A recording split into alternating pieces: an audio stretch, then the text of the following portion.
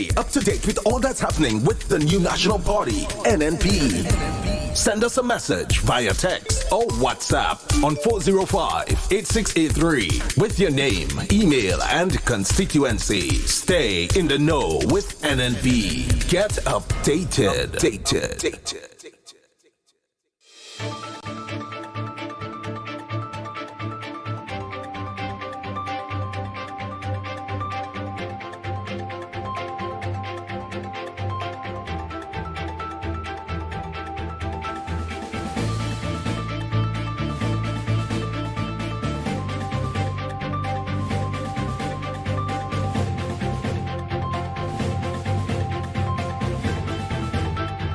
Significant improvements in the quality of broadband access for Grenada and its dependencies.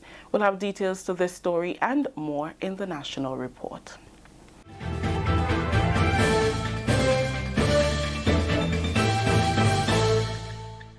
With the details to the news for Wednesday, May 15th, I am Rakisha St. Louis.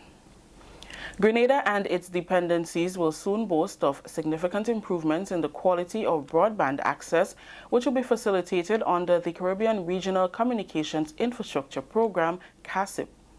The World Bank-funded project is being executed by Digicel on behalf of the governments of Grenada, St. Lucia, and St. Vincent and the Grenadines. This phase of the project will include the installation of marine fiber optic cable is being done by the Canadian-based company International Telecoms.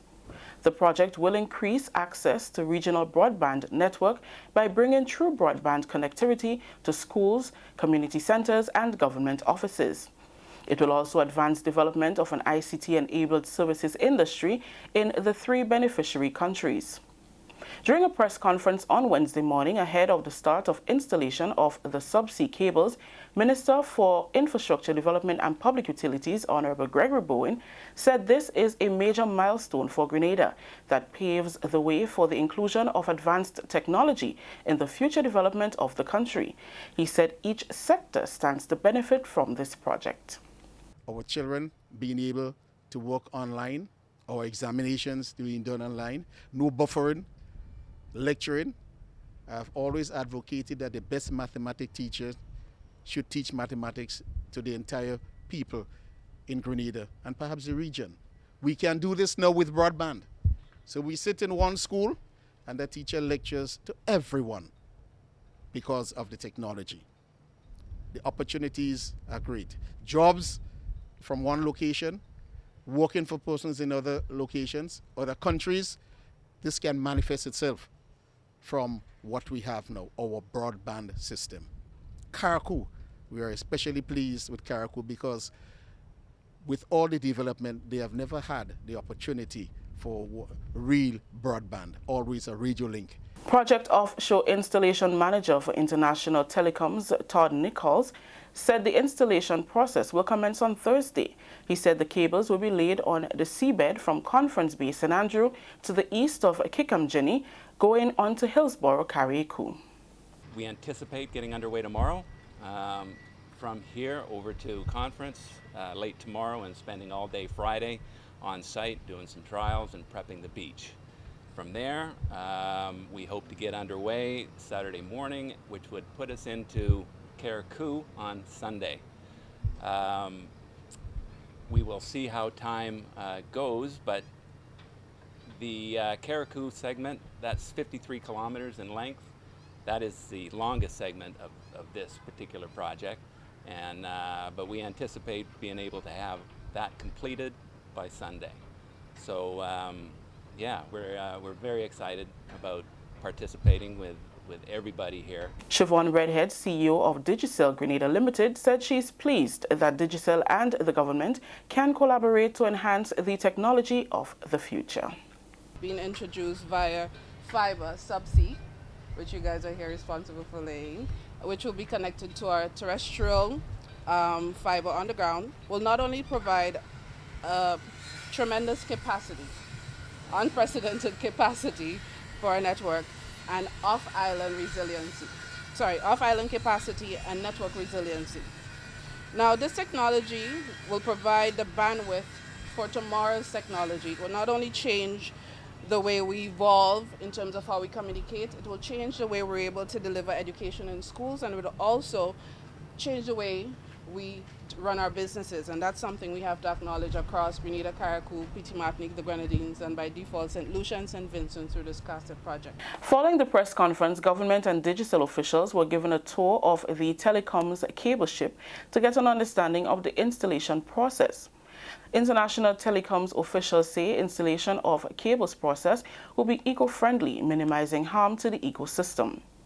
The entire process of installation and testing will take approximately 5 weeks.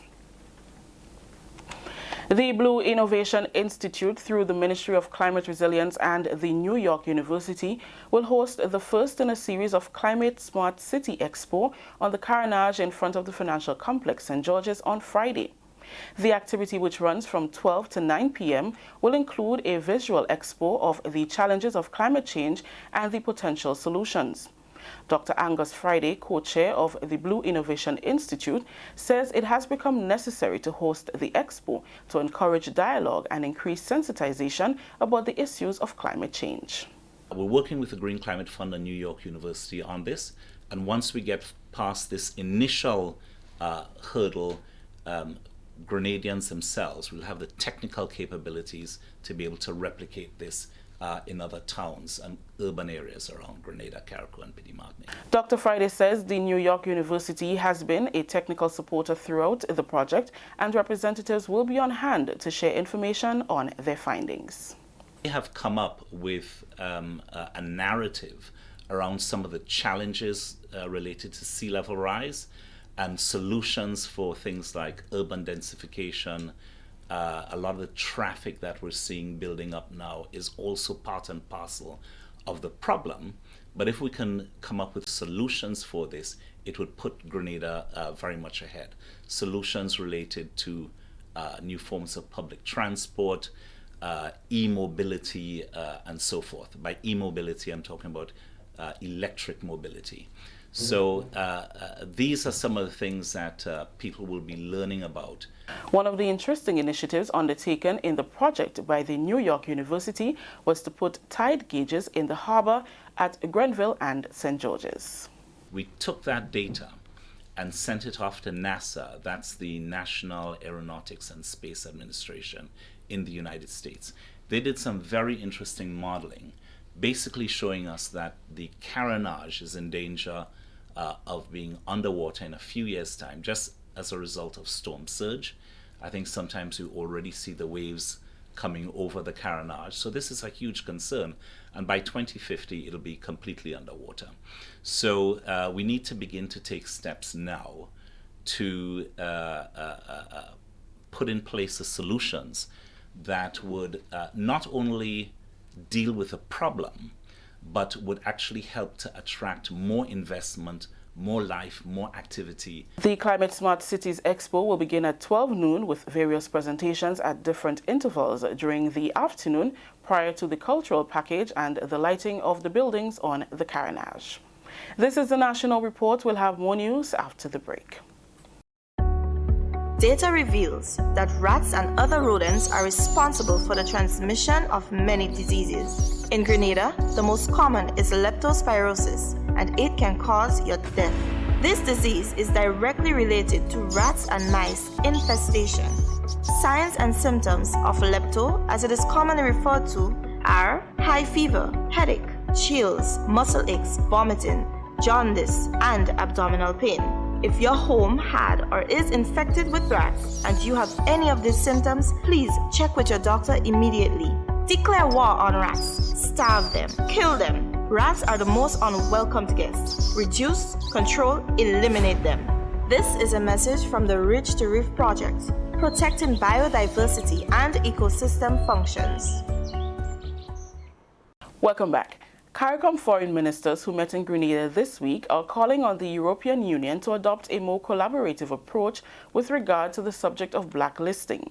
The ministers who met at the Radisson Resort say the EU's approach to tax governance is inappropriate. They say the relevant agency to deal with these matters is the Organization for Economic Cooperation and Development Forum for Harmful Tax Practices, which is inclusive in allowing other member states to be present and to be consulted. The foreign ministers also touched on a wide range of topics ranging from climate change to border issues. On the subject of Venezuela, the ministers reaffirmed the guiding principles of non-interference and non-intervention in its affairs. Foreign Minister Honorable Peter David addressed the subject at the conclusion of the two-day meeting on Tuesday. St. Kitts leading, Trinidad and Tobago, Barbados involved, and COFTOR merely reiterated the position that we call for dialogue in Venezuela and we are urging the parties together. Fortunately for us, over the last 5 months, we found that many of the countries who previously advocated war and intervention are now agreeing to the CARICOM's position, and they are more accepting CARICOM's position, recently manifested in the visit by the St. Kitts Prime Minister Timothy Harris to Latin America, where he had engagements not only with Latin American countries who are calling for dialogue, but also with some of the European countries who have now accepted that position. That story just ended the national report for today, Wednesday, May 15th. Let's recap the top story. Significant improvements in the quality of broadband access for Grenada and its dependencies. On behalf of everyone here at the Government Information Service who made this newscast possible, I am Rakisha St. Louis saying thank you for joining us. Until next time.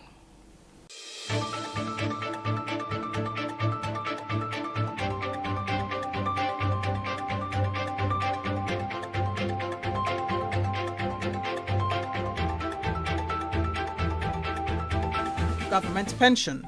What are the facts? Are all public workers entitled to pension? Are public workers owed gratuity? Here are the facts. Fact 1. The Pension Disqualification Act of 1983 was validated on April 21, 1985 by the democratically elected government, led by former Prime Minister Herbert A. Blaise. This means that public workers employed after February 22, 1985 are not legally entitled to a pension from the government of Grenada. Fact 2. The judgment in the Hermelin Armstrong case does not create legal precedents for the reinstatement of pension to public workers employed after February 22, 1985. The judgment created a legal precedent only for those workers who joined the public service in a pensionable post between April 4, 1983 and February 22, 1985. There were 56 such workers. The government restored pension to those 56 workers in 2018 at a cost of $7.7 million. Fact 3. All officers employed in a pensionable post who joined the service after February 22, 1985 are not legally entitled to a pension from government. They are only entitled to a pension from NIS once they meet the necessary requirements as per the NIS Act. Fact 4. The Cabinet's decision in 2016 to reform pension is rooted in moral and social justice principles, and it is not a legal obligation. Therefore, any agreement on pension is a win for public workers. Fact 5. The MOU signed between government, the unions, and staff associations in February and March 2018 stated that the pension regime which will be implemented must be affordable and sustainable. Fact 6. The proposed pension regime for public workers employed between February 22, 1985 and December 31, 2018, as stated in the MOU, is a non-contributory pension plan. Therefore, no deductions will be taken from workers' salaries to finance their pension from government. Pensioners also benefit from any future negotiated salary increases. Fact 7. It was agreed by all parties that a worker's annual pension would be a minimum of 70% of their final salary to be paid jointly by the NIS and the government of Grenada. Fact 8. Government is not obligated to offer an advanced pension payment, commonly called a gratuity. Government has proposed to make an advanced pension payment of 2% of full pension, an amount it can practically and reasonably afford given its current and projected revenue stream. It should be noted that an advanced pension payment is a non-interest-bearing loan that the government grants to the pensioner, which must then be repaid in equal monthly installments in the form of a reduced monthly pension over 12 and a half years. Fact 9. Under the proposed 2% advanced pension payment or gratuity, retirees will be entitled to a higher monthly pension than if a larger advanced payment was given. Fact 10.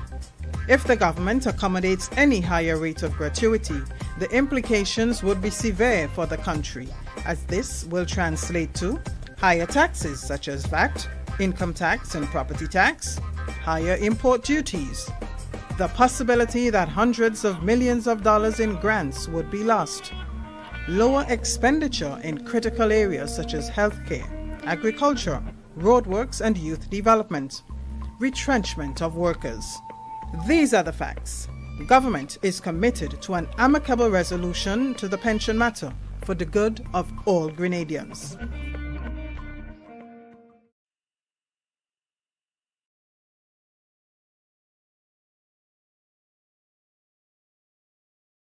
Stay up to date with all that's happening with the new National Party, NNP. Send us a message via text or WhatsApp on 405-8683 with your name, email, and constituency. Stay in the know with NNP. Get updated. You do in 30 minutes. You could be on one of our 45 black and white sand beaches, or perched atop a lush mountainside admiring our stunning coastline, or slicing the Caribbean Sea on a traditionally built sloop, or adventuring off the beaten path, or hanging out with our underwater sculptures, or do nothing at all. Whatever you choose, an amazing vacation is only 30 minutes away in Grenada. Visit www.puregrenada.com.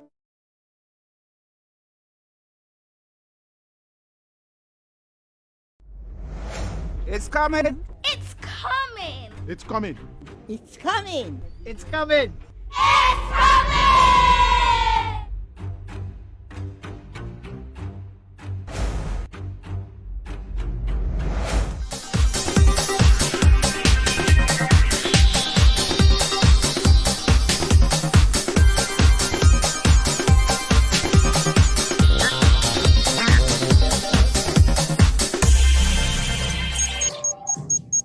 You're listening to Hard Talk Grenada via www.hardtalkgrenada.com.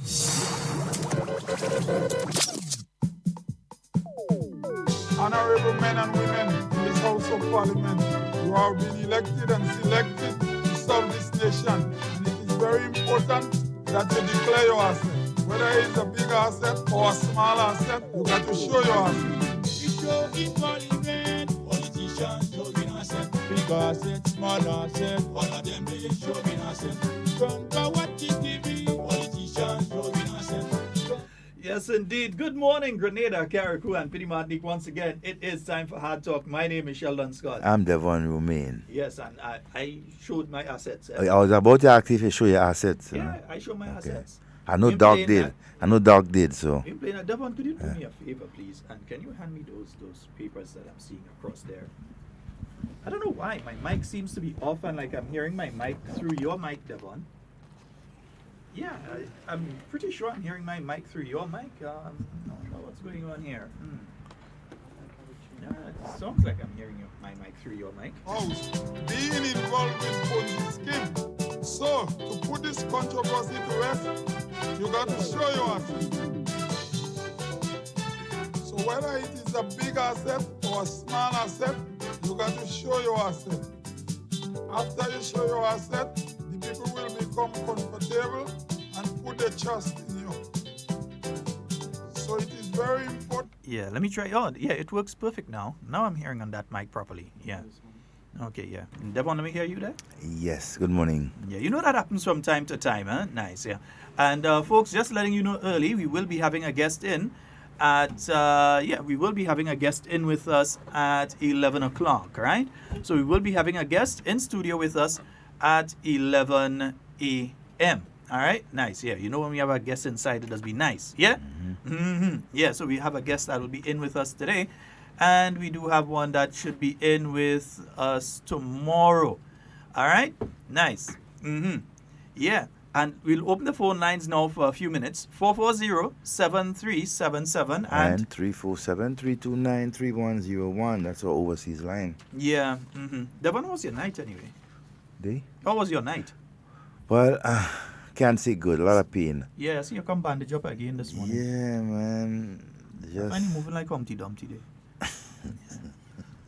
But the one thing is that this Humpty Dumpty continues to get up and fight. This Humpty Dumpty ain't just taking the bandage. In fact, they couldn't bandage Humpty Dumpty, so you can't be Humpty Dumpty. You can't be. Humpty Dumpty couldn't be put back together again. You know? Yeah, if I have to lift anything, then cool. I surrender. But not as long as I got to use my mouth. Man, at the end of the day, but at the end of the day, Devon is age catching up with us, so these things do happen, man. We accept that. Boss, talk for yourself. Well, okay, think age is just a number. You ain't catching up to me at all. 32 minutes after 10 o'clock, just to give you some information here. The Honorable Peter David, yes, the Member of Parliament for the town of St. George, our Honorable Minister of Foreign Affairs, and Labour, he will be having a meeting with the constituents of the town of St. George. That's to take place at 5 p.m. This evening at the St. George Methodist School. All right, various issues will be discussed. So that's taking place this evening, yeah, at 5 p.m. at the St. George Methodist School. You know what the St. George Methodist School is? Yeah.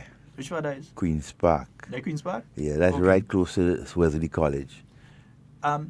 Did Wesley College used to be on Lucas Street? Yes, the Wesley House. Wesley House, that's where it used to be, back in the day? Yeah, back in the day. Okay, that's the days when fellas like Toro and Depot and them used to go there. All right. Cathy, now use our country girl. You Wesley Hall. Wesley Hall moved from Lucas Street. The school itself left there around 69, 70 when they... I was even dreaming to be around. Yeah, when they Canadians built those two schools in the park. All right, together with one or two other schools looking like that, the Lafayette School was part of it too. Okay. And so it was like a donation from the project. Canadian government. And I think it was actually the father of the present PM Trudeau. Pierre Trudeau. Yeah. It was. Trudeau, yeah. Yeah, it was. I wonder if the son will follow up on the father's footsteps. Well, hopefully. Yeah, we do hope so. So I remember that, folks, the Honorable Peter David, he will be having that meeting this afternoon for 5 p.m. at the St. George's Methodist School. Various issues are to be discussed, so you want to find out what has taken place already in the town of St. George, what will soon be taking place. I think I really want to know what will soon be taking place, because a lot of stuff is coming up, man. Plenty. Yeah, exciting. These are really exciting times. A lot of exciting stuff is coming up. So make sure that you're there 5 p.m. this afternoon at the St. George Methodist School, the Honorable Peter David. All right? Nice.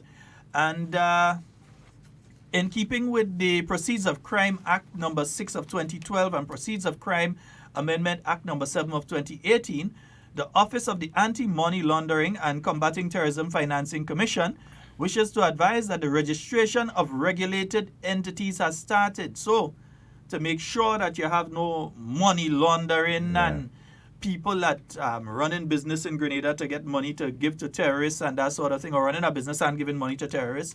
Yeah, because they've actually found it in Trinidad. They found several businesses and entities in Trinidad that were actually getting money to send to ISIS and other, and they've seized their assets. They've actually, one or two persons, they seized their property and their bank accounts and that sort of thing. So regulated entities, as defined by the Proceeds of Crime, Anti-Money Laundering and Terrorist Financing Regulations of 2012, They include but are not limited to all banks, all insurance companies, all credit unions, all money service businesses. When you say money service businesses, you mean like the Western Union and the MoneyGram. All lawyers, all car dealers, all real estate companies, / agents, because some people operate on their own, all accountants, all dealers in precious stone and precious metals, so all the jewelry stores and the people who fix jewelry and that sort of thing. NPOs. They put NPOs, and I'm trying to figure out what NPOs are. Oh, non-profit organizations. Yeah, sometimes when they're doing things, just don't take it for granted that people know what the thing is. Right, yeah, I might, but others may not. So non-profit organizations and other financial institutions.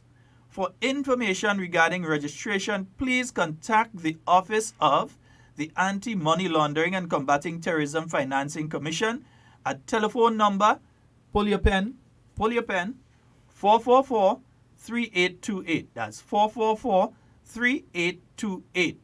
Or you can email them. Next thing you're outside of the country and you think email is better, you can email them at officeamlcommissiongda@gmail.com or log into the website www.amlcommission.gd. Let me give you the website again because you can get all the other information there. www.amlcommission.gd, and you can even access to do the registration online. So again, all individuals or all companies that are involved in the following businesses according to the Proceeds of Crime Act of 2012 and the Proceeds of Crime Amendment of 2018, you have to be registered with the Anti-Money Laundering and Combating Terrorism Financing Commission. You must be registered with. There's not a choice in this matter. You have to be registered with them. So let's go over the list of companies again.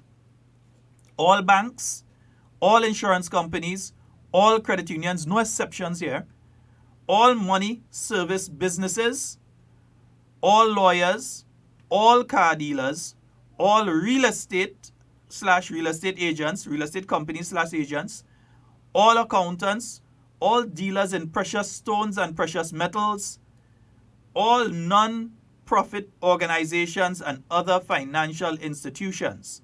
All right, so remember you can go to their website, www.amlcommission.gd, to access the online registration process. Devon, today, the youth of our nation are doing their exam, CPEA. CPEA is the first day of the CPEA. That takes place at the different centers, over 50 centers, right, that house the different young people, right, doing the CPEA today. All right, and it has already started. It's on, it's now around the first break, right? 10:15, right, 10:15 to 10:45. So today, Thursday the 16th, the youngsters, the subject matter, first of all, they have mathematics. It started today at 9 a.m. and it finished at 10:15 a.m. So they should be on break at this point in time, right, up until 11 a.m. when they will start the second session, right, for the day. That's social studies, right, 11 a.m. to 12:15 p.m. Right? Tomorrow, please the Lord, that's Friday the 17th of May. Subject matter, language, from 9 a.m. to 10:15 a.m. Finishes, break 10:15 to 10:45. And the second half of that the day will begin with science from 11 a.m. until 12 p.m. Right? All right, so all take notes, and hey, parents, I hope you did your little bit this morning and show that they had a good breakfast, and so they well groomed, they said their prayers and everything like that, and they prepared, right? Most of them, I know, they are excited, right? So, hey, to all those parents who make that effort to make it easier for their children, both psychologically and just being there as a mother or father, kudos to you. And remember, tomorrow is their second day. Okay? Yeah.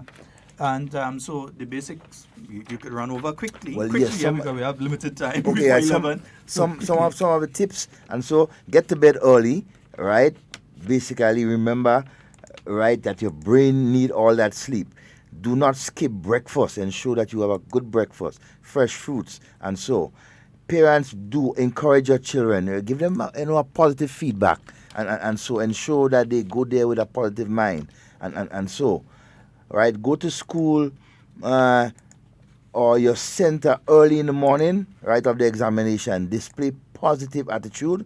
Manage your anxiety by breathing slowly and calm down. Okay, and so during the examination, read the instructions carefully.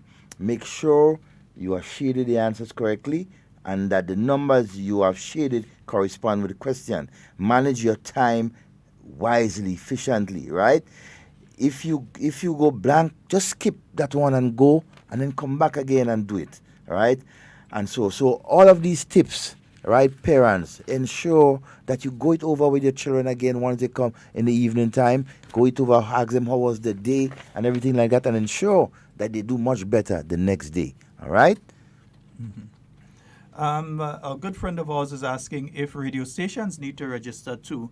I'll look at the legislation and I'll let you know, but I did not see them mention. Media entities. Okay, yeah. I did not see media entities mentioned, but I will check the legislation myself. I do have a copy I should have copies of both of them or access to copies of both of them. So I definitely will check it, and I know how to find you.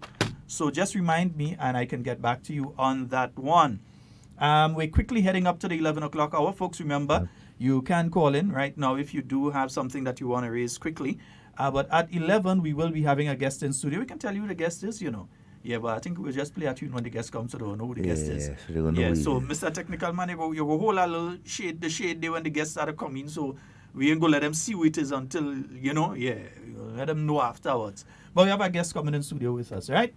Nice. So, radio station, I will let you know. Nice. The Inland Revenue Department, Devon, they've been meeting with promoters and the entertainment industry to discuss taxes and so. The Inland Revenue Division met recently with a delegation from the newly formed Grenada Promoters Association. So people are saying they need a Promoters Association. Look, they have it. Yeah, there they have it. Grenada's Promoters Association. Coming out of the session, the association will submit their concerns in writing to the IRD to have them officially documented and addressed. Comptroller Mr. Michael Stephen stressed that this is important to ensure both parties can foster a relationship of mutual trust. The main areas discussed were the establishment of the Grenada Promoters Association, the role of the Grenada Promoters Association, IRD officers' functions at events, and the entertainment industry and tax obligations. Mr. Stephen commended the interim team on their initiative to form an association to advocate the interests of promoters. He emphasized the important contribution that promoters continue to make to the economic growth and development of the country and reiterated that it is not the intention of the IRD to negatively impact profits or hinder the growth of the industry, but rather to ensure that they consistently meet their tax obligations to the state. Members of the interim team expressed appreciation for the engagement and anticipated favorable results going forward. The members of the interim team were Mr. Andre Gittens, Mr. Dylan Charles, Mr. Monty Greenidge, and Miss Erin Lewis. Yeah, Golden Eye. For further information, you could contact Miss Karen Moraine, the Public Relations Officer at the IRD, on 435-6945. So you could contact Karen Moraine over at the Inland Revenue Department there. And that's exactly a good move. The promoters and so the promoters, they've met with the Inland Revenue because many people may not know how the entire system works. But in fact, I don't even understand how the system works fully. So let me don't even try to go into it. Next thing I say something wrong. Let the experts on that talk. The IRD also met with motor vehicle dealers. Because right now it's no longer just the like the McIntyre brothers, the Steels and the Huggins and the Hubbards. You have a lot of smaller people who are bringing in. I've seen one in St. David and one or two other places, people that are bringing in numbers of vehicles. In fact, I think it's the car boat I see down there again today. I kind of see a vehicle down there. It look like one of them car boats, you know. You never that thing here nearly every day. Yeah, just as people were saying, it has certain people trying to say the economy not growing. Well, the banks come out and say the economy growing. Say the banks lie now. And the banks have all the money, eh? They control the The flow. banks are saying that the economy of Grenada is growing. Yeah, that's what they're saying. You're going to hear more because the IMF, they did their review, they did their media conference yesterday. Yeah. So they said what they met with the banks. And the banks ain't tell them things bad, run for the hills. The banks tell them things nice. Come to Grenada, invest. Mm-hmm. So the IRD, they've met with motor vehicle dealers, and that's in an effort to continue to establish and enhance that relationship with various segments of the taxpaying community.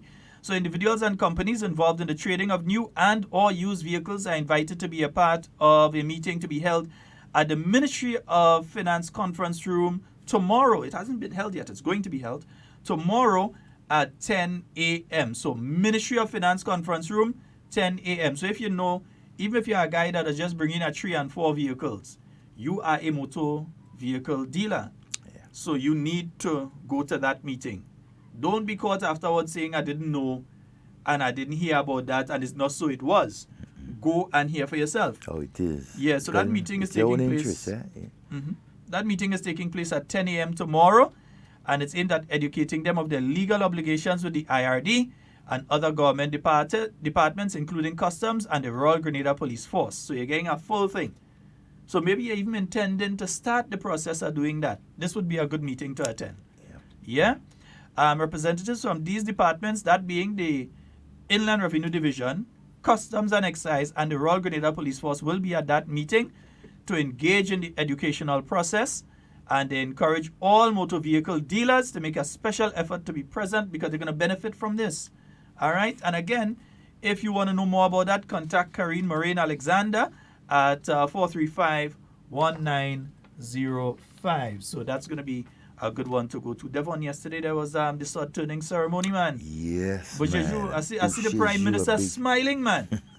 Mm-hmm. Prime Minister strong. So I see the man go take a little bit of dust. Oui. Man, take a big speed of thing and show off the muscles and thing. I mean, if you'll PM going in gym for photo op, PM ain't going in the gym for no photo op. He's leading from the front because what the Prime Minister is actually saying to everyone is that it's important for you to live a healthy lifestyle.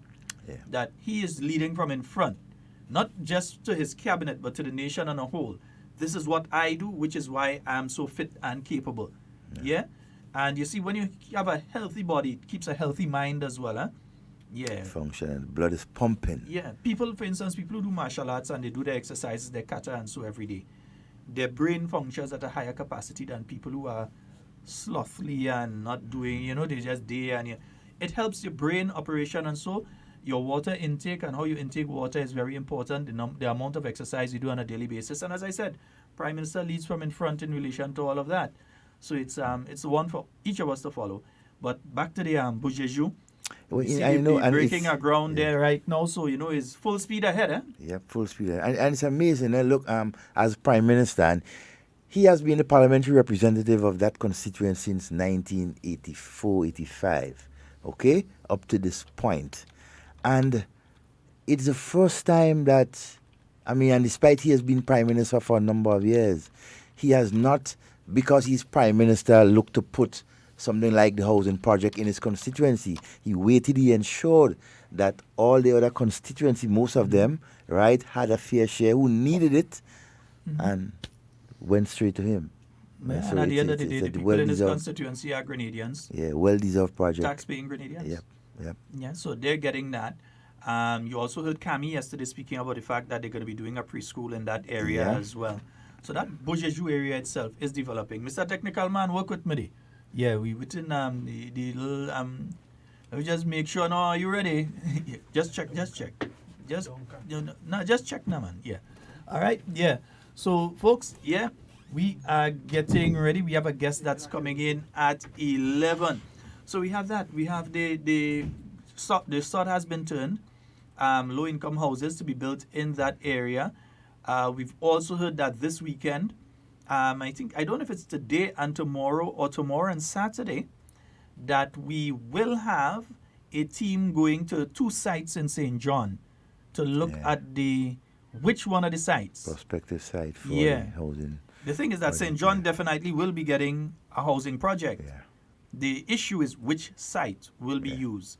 So they're going to be looking at access to the utilities, water and so on, the road network, the capability of developing the road network and all that sort of thing in the area that they're going to do that. So it's not just you're going to plunk it down. That's so when you look at St. St. John's, wow, that's a decision that they have to really, be thinking about, because look at the different areas there, and so where it's needed the most. Yeah. But this is a wonderful one, though, and so St. John, the people of St. John, I know that historically they've never had a housing project, so this is an important one to see coming into fruition for the people of St. John. So the only constituency so far that has not benefited from housing project is St. Mark's. No, St. Mark's has Diamond. Yes, they have, yeah. Yeah, they have Diamond. Okay, so it's only St. John. Only St. John. Yes, St. George has had St. David. Carriacou is having now. Carriacou is having now. And in fact, when we do an update on Carriacou again, I want to show you some of what is already built in Carriacou. Yeah. A lot of people would be very surprised. Carriacou is moving full speed ahead together with St. David's. St. David, and St. Patrick, the villa up there. Man, they're looking nice, Yeah. They're looking nice, yeah? So we're going to actually show you some of that. So those of you that have the opportunity to view us online, we're going to tell you to like and share. So when the time comes and we're showing those things, everybody could see. Instead of some people saying nothing going on, we're going to show them exactly what is going on in the country. All right, as we said, we open the phone lines. We have just roughly about 8 minutes again. 440-7377 and 347-329-3101. Devon, two quick ones before we go to our guest at 11 that I think we need to expand on a bit again. One, Grenada's Ministry for Climate Resilience and partners are proud to showcase ideas for making St. George's the Caribbean's first climate-smart city.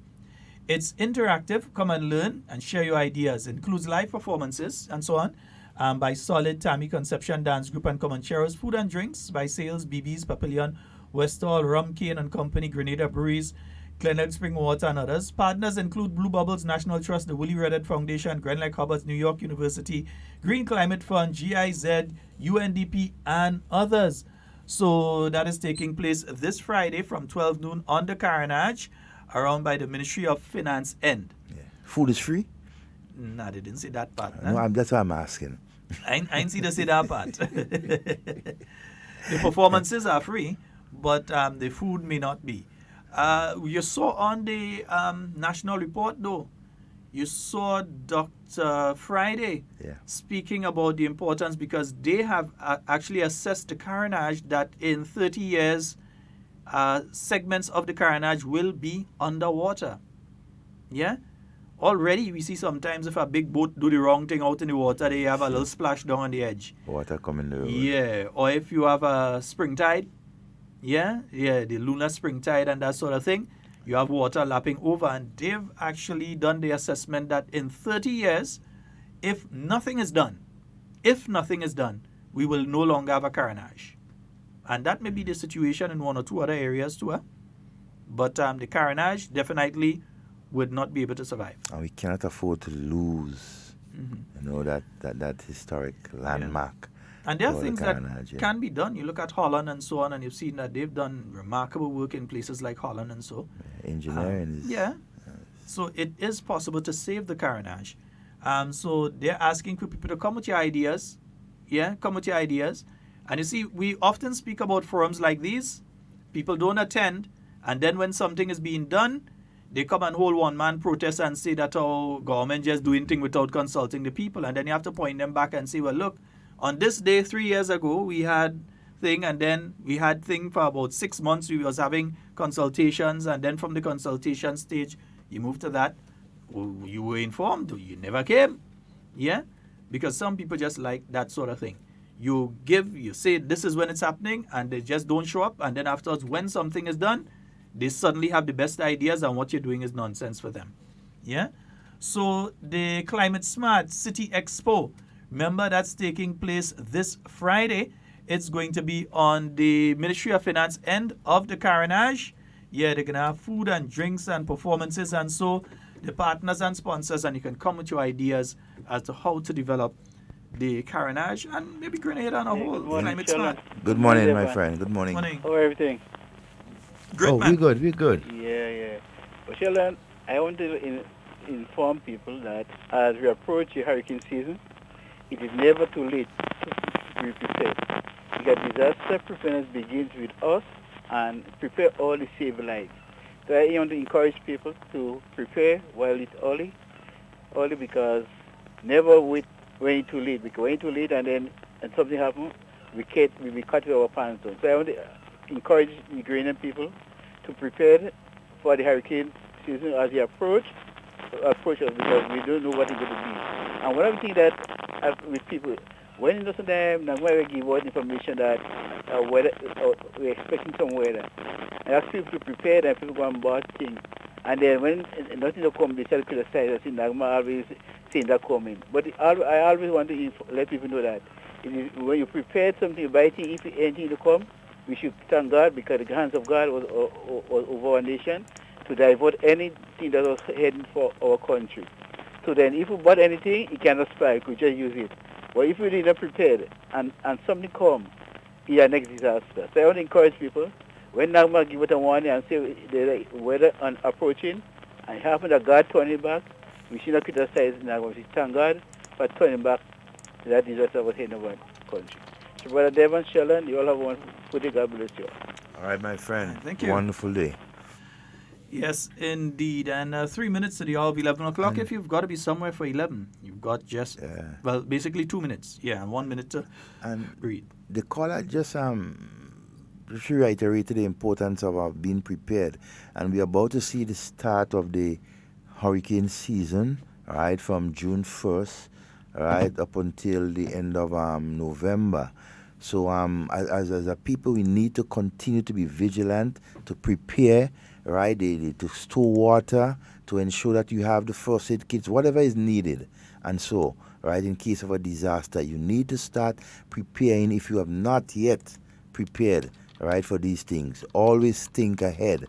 Proactiveness, that is what we need. Okay, let us not get caught with our pants down, as they say, you know. And so got to be careful, pay attention. The season is about to open. And Devon, in the final 2 minutes remaining there, when you listen to that press briefing that was held by the Minister with responsibility for Carriacou and Petit Martinique Affairs, Parliamentary Representative of Carriacou, and Minister of Legal Affairs, the Honourable Kindra Mathurin Stewart, she mentioned something that I saw expanded on the National Report as well.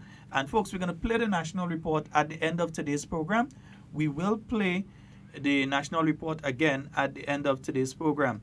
Now, with what they're doing now is that they have a program under the CASIP program. That's the Regional Telecommunications, more time up these days, but Telecommunications Project, CASIP. That regional project, they're going to be having a line now, the undersea cable from Grenada to Carriacou. That's something that we don't have right now. We don't have for that right now. They're going to have that fiber line from Grenada to Carriacou. What it's going to do is it's going to increase the opportunities for people in Carriacou and Petit Martinique when it comes to the internet and ICT in general.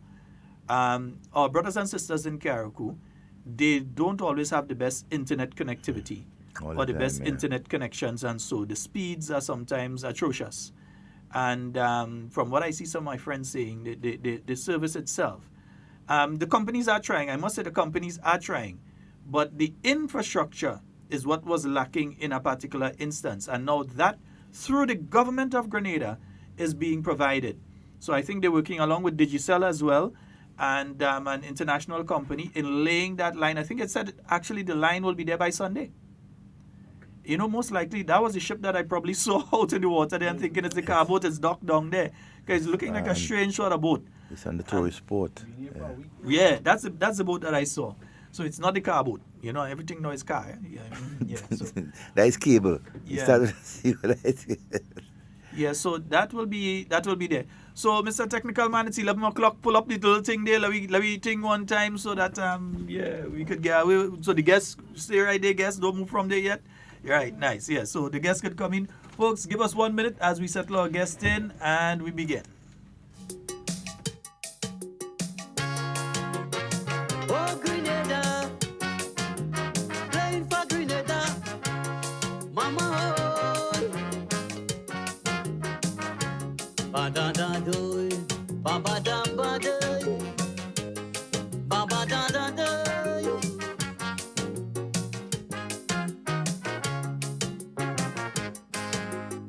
The love I got down in me heart for my country, what cannot express. So I always prepare to be him, just to receive less. No matter what the consequence might be, whether day or night, once it's all for the good of my country, I'm ready to fight. So may find it strange, but I never change. My philosophy endures, always country first. So I will climb over the highest wall when my country calls. Hail, hail, Grenada, I give myself to thee. Yes, man, that's why I'm playing. I always playing. Good God, I'm playing for Team Grenada. Yes, man, I always playing. I keep on playing. Good God, I'm playing for Team Grenada. And that's a fact. Eh, bada bada dan di dan do. Playing for Grenada.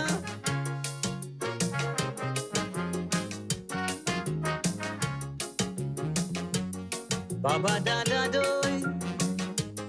Baba da da do.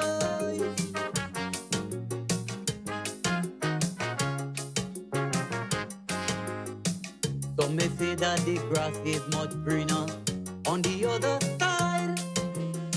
So anytime they get an opportunity, they come for the ride. They don't care if it's lightning or thunder, whether hot or cold. They wake up every day and they work for the pot of gold. And while they play their part, showcasing their skills, ignoring the dangers of the minds on the playing field.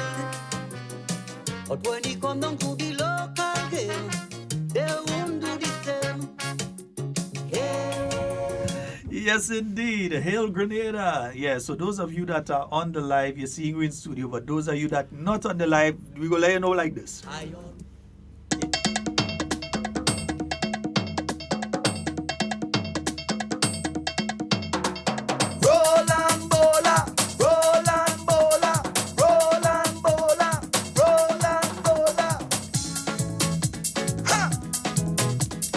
Yeah, that's how we just let you know when he's in studio. You know? Good morning to you, sir. Good morning to you, Sheldon. Of course, your co-host, Devon, and your technical operator, the listening public, those on the live, those who are taking us via the airwaves. You know, I'm happy to be in studio this morning. Yes, indeed. And we're glad to have you in studio with us. Hard-working General Secretary of the new National Party. Well, doing what I have to do, I hope, and reaching the people who I'm supposed to. Yeah. There's always room for improvement, as we say. Mm-hmm. Well, several activities taking place party-wise. We know that we're coming up on the finals of the Dutch Challenge Trophy. Yes. Give us a little insight into what is taking place. I can, and I may have a little bit of unfortunate information for people because we had it carded for Saturday next, the 18th. Mm-hmm. And the two teams that are in the finals will be St. David's versus St. Andrews Southeast, which is the defending champion, but they again have made it to the finals. They won the championship last year, which was the first time we had it. And then the third place playoff would have been between St. Mark's and St. George Northwest. However, when we planned many moons ago, we weren't aware that then there would have been that activity in Hermitage, which is also taking place on Saturday. I think the village of Hermitage, they are honoring, I think, and I hope I have it correct, Devon Smith. And so they have an all-day activity which starts at 10 at the Hermitage Government School grounds. I think it ends up in the night with some party or something like that. They'll be playing cricket and later on in the afternoon football and everything else. As a matter of fact, I think it's the Devon Smith 11 versus Prime Minister's 11. And quite a number of our parliamentary reps are invited and would like to participate. So, for example, the two parliamentary reps in St. Patrick's, both Mrs. Moses and Brother Anthony Boson, and as well as former, because both Adrian Spaceman Mitchell and our brother Pablo, Mr. Paul, they have indicated too that they have been invited. Doc was invited, the Minister of Sports, I think the Minister of Youth. So quite a number of our people, and being who we are as a party, always been considerate of other people and their events, Sheldon. We did not want to compete with them. So as a result, at our last executive meeting, we decided probably to try and see if we can push that activity to the Sunday instead of the Saturday, so from the 18th to the 19th. But that is also proving to be a little bit difficult for us because in St. Andrews, because we were hoping to host that final event at the Victoria Park in Grenville. The fact that both teams in the finals is from St. Andrews, we just wanted to keep it there. And bearing in mind that we did the opening in St. David's, we did not want to go back to St. David's for the finals, but do it in St. Andrews instead. And the St. Andrews Cricket League, they have the hardball cricket, which is being played on Sundays, and so the park will be used, I think, during the day for cricket. And there's another gentleman who is into a wind ball cricket at night. Because even Saturday night he would have been playing, but he did indicate to us, look, go on, if we can finish by about 7, that gives him sufficient time. I'm trying to remember the guy's name. He did it last year. The DJ guy. Yeah, he did it last year. So at nights they played. It was very exciting as far as I learned. But in addition to Metro. Dr. Metro, definitely. There's a guy, he has that place down by the old church there, I think. So his competition will be ongoing at night. And in addition, and sometimes the most critical news misses you all the time. The Ministry of Social Development, they're hosting this family, I think it's International Family Day or something. Mm-hmm. So they're having an activity which starts at 10 a.m. At the playing field in Telescope. That's close to the St. Andrews Anglican Secondary School, SAS. Which will consist of very similar events: cricket, windball cricket, football. They will have some guest artists and things coming around, and they intend to go up to about 6:30 or 7 at night. And they are expecting the bulk of the support and the families to be generated out of St. Andrews, while they will be bringing people from other parts. So again, it will be a competition to take the same set of people to different activities. So we may have to look at pushing this thing a little further back, unfortunately. So that is where it is with the cricket. We're going to make a final decision sometime after lunch today and allow the people who are involved, like the players and so on, the other constituencies, to know what the decision is. Yes, indeed.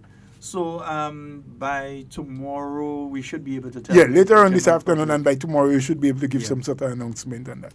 Yeah, but it's more likely that we won't be hosting it this weekend at all than anything else. We are just exploring whatever final options that might be available to us, which is very limited. But, we just leave the door open for another hour or two. The ladies in the office, they are actively making phone calls and trying to see what the possibilities of hosting it might be like. But from the way things look, I want to suggest that it's more likely that we won't have it this weekend.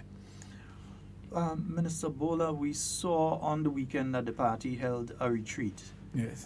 Seen a couple of press releases coming out of that retreat. Could you let the general public know exactly what was discussed and the way forward? Yeah, well, some of it, because I mean there was so much that you know, it would take us the rest of the day to really dive into all of the material that we dealt with. But just to start by saying, it is a normal thing for us as a party. Maybe other parties do it too, I don't know, but from the time I've been around in NNP, having these engagements or retreats, as we call it, is something that we do from time to time. As a matter of fact, Sheldon, you might have been exposed to our year planner, which we do now. You know, we plan for the entire year, month by month, and on that planner we have at least 3 engagements like that. This one that we did last Saturday was the second of the 3. Earlier on in February of this year, we did a Saturday afternoon one up in St. Andrews Southwest. That's at the Golden Years Center in Gambra,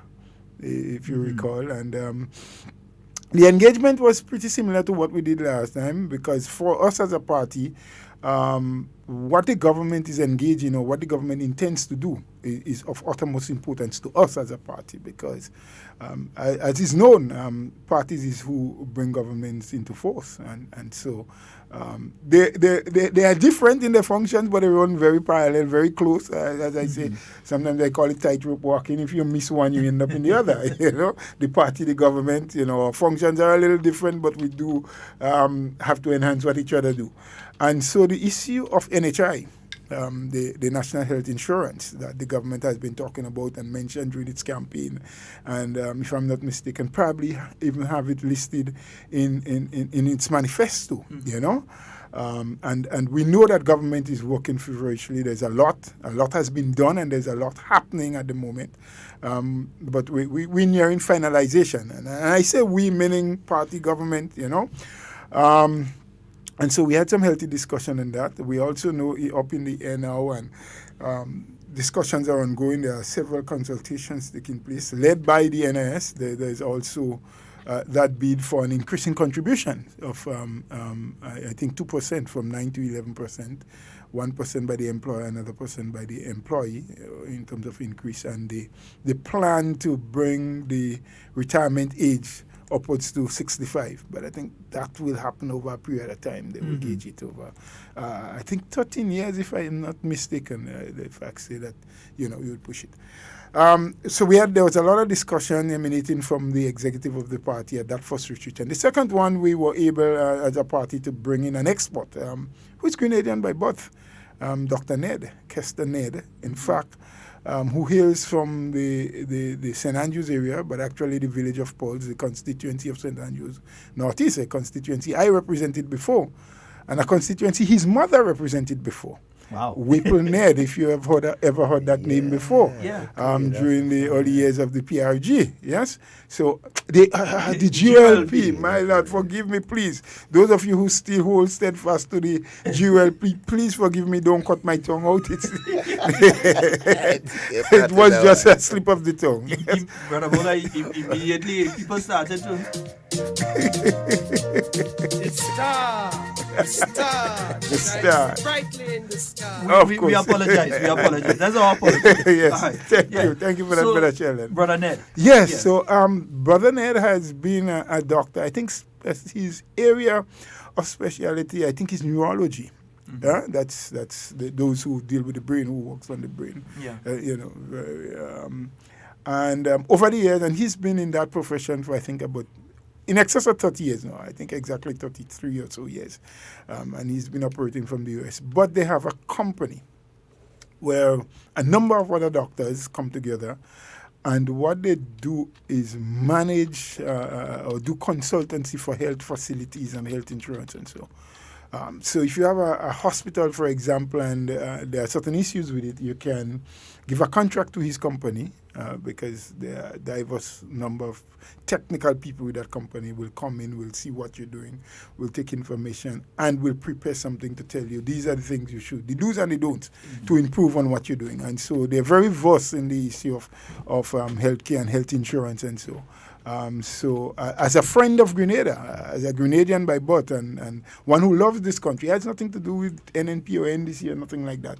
He had agreed because, I believe that they had been in consultation with him before on many other health issues, so it was easy for him to come in and really did a nice piece. The entire morning session from, I think it was 10 o'clock we started, up to a bit past 12, closer to 1 o'clock. He really did a lovely piece on explaining to all of us who were present the do's and the don'ts about health insurance, what to expect, the expectations of people. And he did, like most of us already know, there's no way that we'd be able to put into the basket of services that will be offered as a health insurance, a national health insurance, all of what people want. I mean, you would have to start with a certain amount. And in my opinion, as it grows and it expands and you have more leverage, you can add more services into the basket, We looked at possibilities of how we raise the funds, because all of that is good. It's nice to know that there's a national insurance, health insurance, that every Grenadian will be covered under it, even though the unborn ones, they are covered, because when you take a pregnant mother and she is getting a service under that national health, of course the unborn one is getting as well. So even the unborn Grenadians, yes, they too will be covered under that. It comes with a cost. And where does the money come from? Yes? So we are looking at all of the not alternatives, but the different facets of financing this thing. Some people suggest that you increase some tax regime. Others suggest that you probably put a payroll tax. Others suggest that you just put a monthly cost. So there are a lot in the basket that must be discussed. And so coming out of all of the discussion, what has been decided is that there must be some technical teams now that must be put in place, meaning highly technical and skilled people who have experience, have knowledge, have skills in the area of health insurance, in the area of health itself and medicine and so, because you need one technical team first and foremost to put the basket of service together. But the basket of service that you will offer as a national insurance must tie into the level of financing that you can raise, or vice versa. What you wish to offer to the people, the level of financing must be adequate enough to provide that. So either you do it one way or the other, you put a basket together of services and say, in the initial stage, these are the things that we want to cover every Grenadian with. If you have the common cold, if your foot broke, if you have an accident, we cover that. We may not be able to cover from the beginning. And I'm just giving suggestions here. For example, a heart transplant. We may not be able to cover a kidney transplant in the initial stages. So you put what you can cover, and then the technical team for finance must then say, well, look, and they have ways of working that out, because not every Grenadian going to get sick. Not everybody will be sick at the same time. But you would need X amount of millions to cover safely that over the years. And they must now look at how do we raise those millions. Or you do it the other way. We say, look, we are comfortable based on, all that we look at, that we can raise $100 million every year. So you know who is dealing with the service. See what are the health services and benefits that you can fit into that basket that the $100 million can cover. And, yes? And most of all, the needs. The greatest needs. But, we're working on it, and that's what I want the Grenadian public. I think one of the most important things that the average Grenadian should know in relation to both this and the NIS is that even if, and we're not saying that, remember, consultations are taking place. So what we're saying here are different models that can be applied. Yes, we're not saying these are the models that will be applied. Yes, we don't know yet. Yeah. For instance, in the NIS, you're paying just, some people pay as little as $10, $15, some people pay $20, $40 or so. Yeah. 4% of whatever you own. Yeah, your own. But at the end of the day, when you're collecting, it's not that you're collecting, it's not a $40 you're collecting. So if you are not right now, Sheldon, if you are earning $1,000 a month, what you pay as the employee is $40 every month, 4%.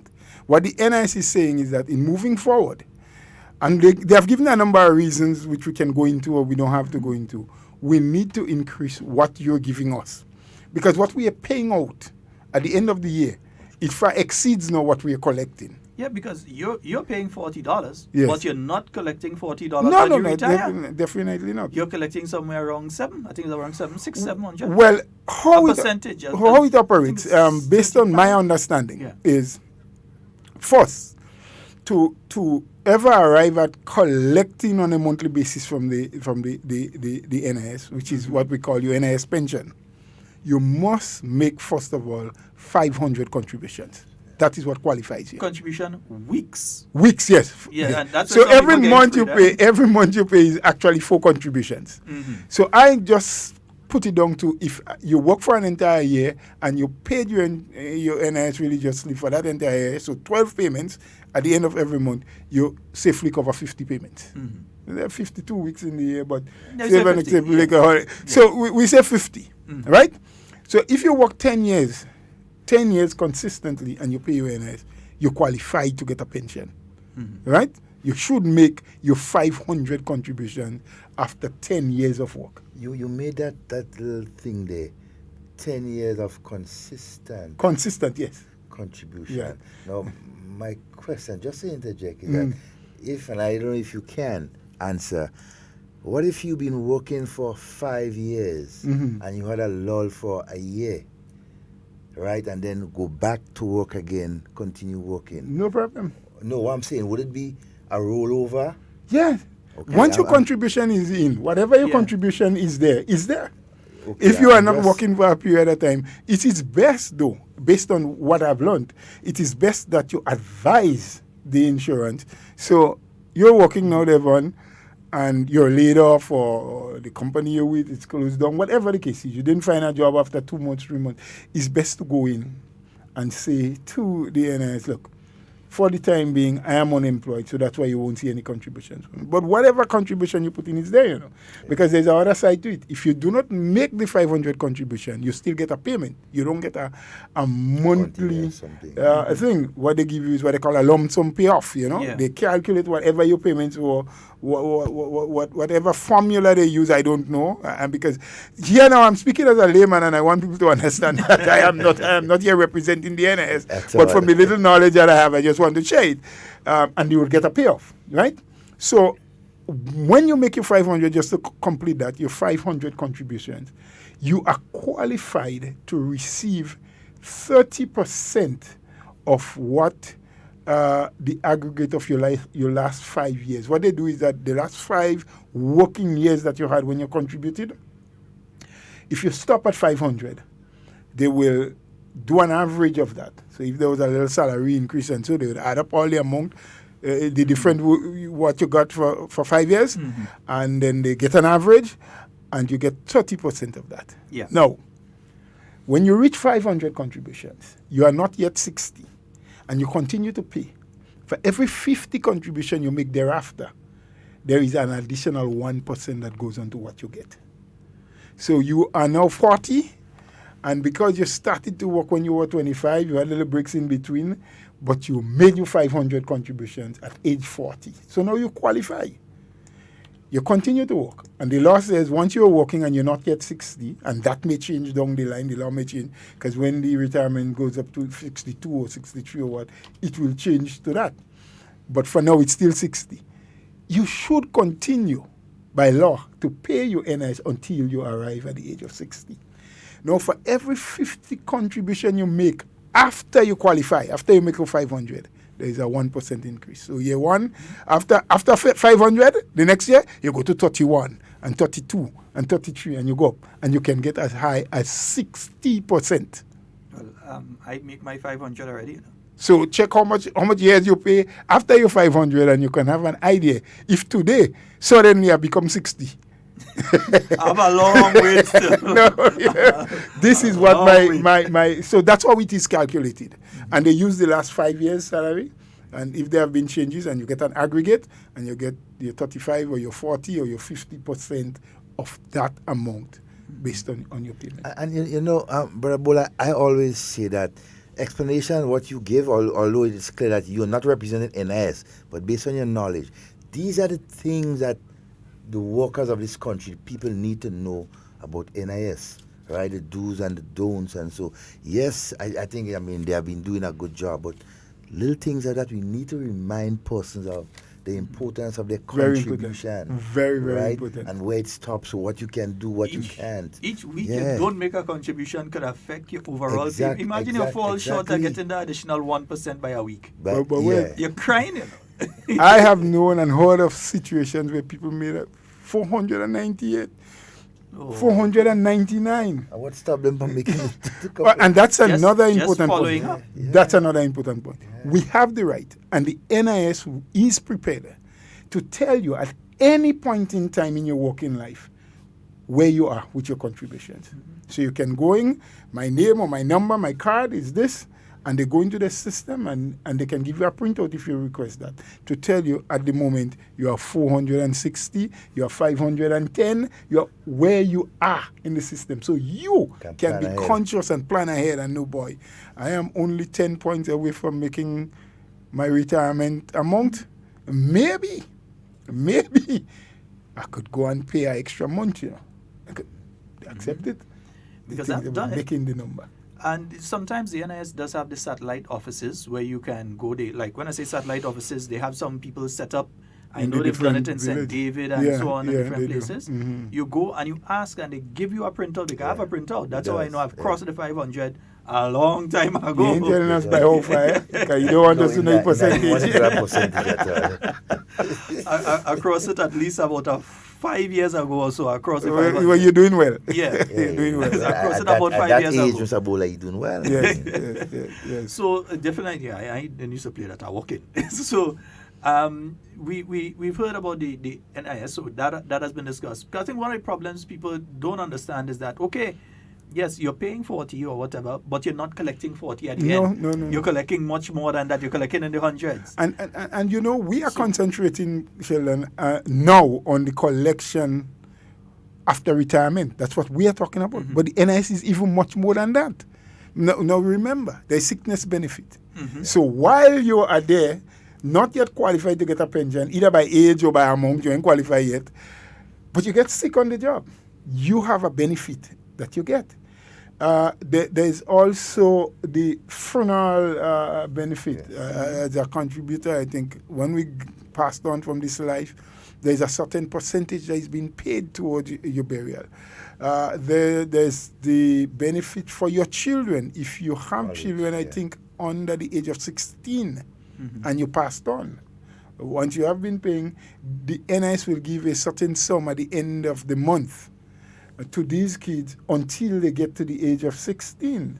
There's also the mortgage scheme where you can go to the NIS and you can get loan. I think the rates of interest are lower than what the commercial banks offer for. I don't know if they do lands and so, but definitely for building homes. You can. So there are a lot of other things. I think now too, and this one I'm not absolutely sure, but I think I heard someone say it. Whereas before there was benefits from maternity leave, there's also for paternity leave as well. There is. I think the fathers now it has been around for a while, but yes. Also, I could claim too. Well, I don't know if you in that way now, but you don't know that. The time pass. Yeah. It has to be done within a certain time from the birth of the child, and only one or the other can claim. Okay. So the mother may be able to claim, or the father. Both can claim. Both cannot. No. So if the mother, for example, has not been a working person who has been contributing to NIS, but the father can now claim. The father can claim. Yeah. Whereas before it was just the mother. And it's strange though, because many contributors are not aware that they can claim from the NIS on the birth of a child. Yes. That you have a certain period of time during which you must do it, but you can claim on the birth of a child as a benefit. In fact, I think maybe Honorable Wola, we had to get the NIS themselves inside. Yeah, maybe that's a good thing, because there's also another benefit that, again, I'm hesitant to say it, but I remember after Hurricane Ivan, there was what we call the unemployment benefit. I think that was the very first time that was ever paid by the NIS in Grenada. After the advent of Hurricane Ivan, with so much unemployed people, I think they set up something where some people, they got some little remuneration for the fact that they weren't working. And I am tending now to think that someone did say to me that they would have continued. So, for example, if you are employed or have been employed consistently over a certain period of time, and then you have been laid off or you're out of work now, and you report to the NIS, they may do some checks and so and you may get some unemployment benefit for a period of time. I don't think it is consistent like in the US and so as long as you're onto that and you're not working, you continue getting it. I don't think it's continuous. 6 months. Yeah, but I think there's a time frame. To be continuous. There's a time frame that maybe I just say 3 months or 6 months or whatever. But that needs to be verified, and I don't want anybody to say, well, Mr. Bola say I could get it. Don't go telling the people that because I don't know the qualifying factors. I'm just saying that I believe that is on board. So all of that. So NIS is more than just being there for when I retire to get a pension. It's a lot more. All right, folks, we're speaking with the General Secretary of the New National Party, the Honorable, I still love to say the Honorable, the Honorable Roland Bola. He's in studio with us. We've discussed the Doc Challenge Trophy, the fact that we'll have a new date for you all because we know many of you did already make your bus to go this weekend. Many of you make your bus and thing, you say you're going, nice, but it has been rescheduled. You will get the new date after tomorrow. You'll get the new date, or during the day tomorrow, you'll get the new date of the Doc Challenge Trophy. You also spoke a bit about the retreat of the New National Party, where Dr. Ned gave a presentation on the national health insurance, health in general. And health in Because general. we know health is an issue that a lot of people are speaking about right now. In fact, there's somebody listening to me down at the General Hospital right now. Yeah, several people listening down at the General Hospital right now. Good morning to all of you. Honorable Roland Bola, in fact, I was looking at, I wouldn't mention the specific person, but a candidate of another party at the last election was attacking the fact that the New National Party is having a retreat to discuss healthcare. They're attacking that. I had to respond to the individual and tell them that just shows how unsuitable they are for public office if they could make a statement like that. Well, and absolutely doesn't have any knowledge of how government operates. I mean, because let's face the fact, while you do not want your party colleagues and your party work to interfere with that of government, because, party is sort of streamlined to deal with people who are in the fray of the party. Government is everybody, the entire country. So you vote for me, I had to look after you. You didn't vote for me, I have to look after you because you are a citizen of the state. You live here. So when we talk healthcare for everybody. Now, if NNP is having a health fair, most likely NNP expect that members of the party are the ones who would most likely attend. Doesn't mean that people from other party cannot. And if they do, doesn't mean we won't service them. We will. Because we are a party with wide open arms. We always say that the house has room for everyone. And so we're stacking it up. Everyone. I mean, a fella tell me the other day, he say, boy, like all you are stretch on that house. I only see men coming in. And then when I see them the next day, they're smiling. They say they get good night rest. They have space in the house. I say, technology. Like the Bible said, my father's house, many mansions. Many mansions. And if it's filled, we're going to tell you. But we ain't full up yet, so keep coming. So the point I was making is that if someone who is giving up them or offering up themselves for public office doesn't understand that a lot of what a government does generates from party discussion, and it is informed by what the party plans, who writes and who owns the manifesto. A lot of what you do and the agenda for government for any particular year is hinged on to, because your manifesto is your contract that you make during an election time with the people of the country. So when we were distributing manifestos, and I said every permanent secretary and every ministry should have at least 2 or 3 copies of the manifesto, someone who wasn't in government said to me, but how we could bring that in the ministry? I said, of course we have to. We're not going there to tell them, well, Madam PS or Mr. PS, I'm giving you that, and from today use an NNP. Absolutely not. That's not what we're doing. We are saying, look, we are arming you with the contract that the party which is now in government made with the people. So in the dispensation of your duties, you may want to refer to, so if you're in agriculture, what did the party say about agriculture? And of course, the ministers, they will know exactly what we promise the people in agriculture. And so we have to work towards that. And you don't follow party lines. You don't have to wear green T-shirt. You don't have to vote for the party. But of course, the party is who forms the government. and something informed. So you must have those discussions. So if the person thinks we shouldn't discuss health or housing or anything at a party level, then as you rightly said, Sheldon, they are not fit for offering themselves for political office. Honorable Roland Bola, General Counsel of the new National Party coming up. In our party we could tell you General Counsel, and we could tell you when the convention is too, but we go start with the General Counsel. General Counsel coming up this month. What is the latest in relation to it? Right. Well, as you would know, Sheldon, and I want the general public to know, it is mandated by our constitution, our party constitution, not the Grenada constitution. That one is for the government. The party itself has its own constitution, which we have to abide by.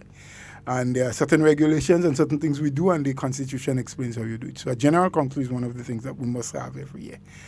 And it's scheduled for the 26th of May. That I think is 2 Sundays from now. It will be held at the Boca Secondary School. So some people might be shocked now, some people who have heard before. Because initially our plans were to go to the St. Mark's Secondary School. But we just had the retreat in St. Mark's, in the same school. So the powers that be within the party felt, strategically and otherwise, we've just been in St. Mark's, and we like to spread. As a party, we want to go to different places. So we are now moving into the Boca Secondary, which is in St. George Northeast. 12 o'clock, that's when we start. You will hear at that, and that's what the General Council is about. It is where the party reports back to its members and to give members update of what we would have done. And the update that you will be getting will span from October of 2018, because that's when last the party reported to its members at our convention then. So you have General Council, and then you would have convention. Convention is a higher body than the General Council. Convention, you have more delegates than you have at the General Council. Yes? So the report of the General Secretary will span from October last, when we had the convention, up to the point of General Council. Okay. Yes? Every constituency will be present. As a matter of fact, I think, if I'm not mistaken, maybe it might have come in today, and I didn't check with the lady at the desk here this morning, but up until yesterday, I think there were only 2 constituencies that did not hand in the constituency report and the list of the delegates as yet. But in speaking to them over the phone, Ms. Lynch said they indicated that it's ready. It was just getting it to us. Yes? So by now, maybe all the constituencies are compliant, including Carriacou and Petit Martinique. So if all you don't want us to call all your name on HARDTALK and says all you, make sure it get in here today. Yes. All you know we will do that.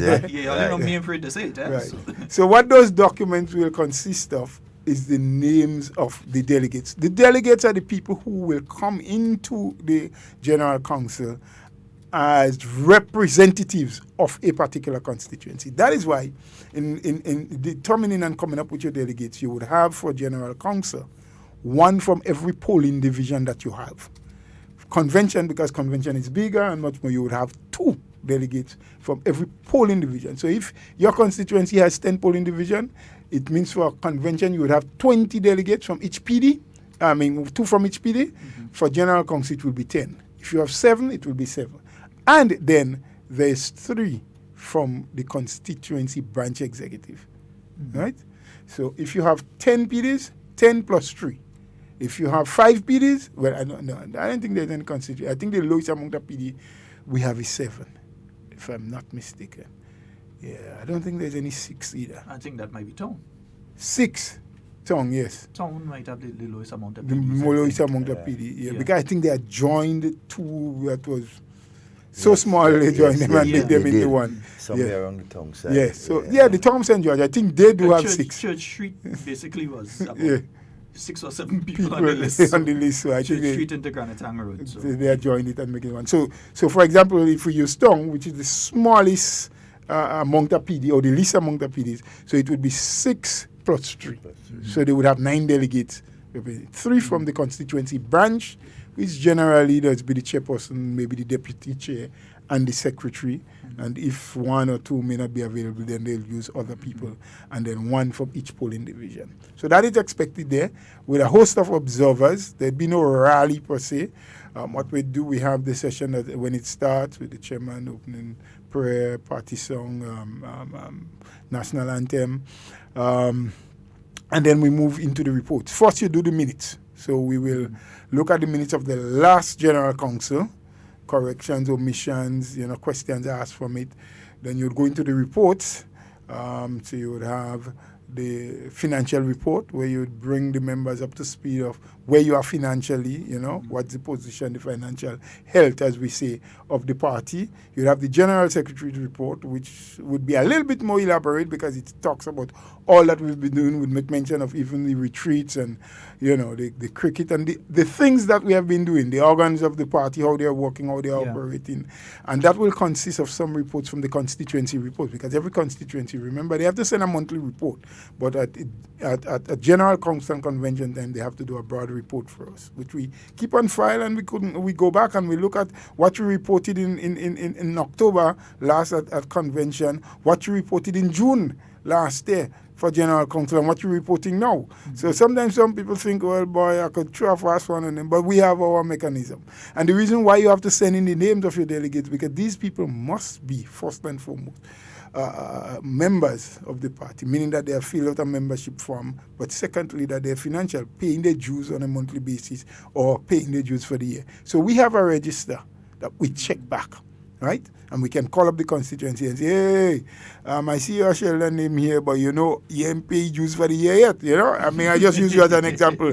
People don't want to don't go and say, look at Mr. Bola, say even Sheldon don't pay dues. I just using an example. Just to tell you that we have ways of checking, because we have the records. Everybody who fills in a membership application form, remember, it must come to the central office.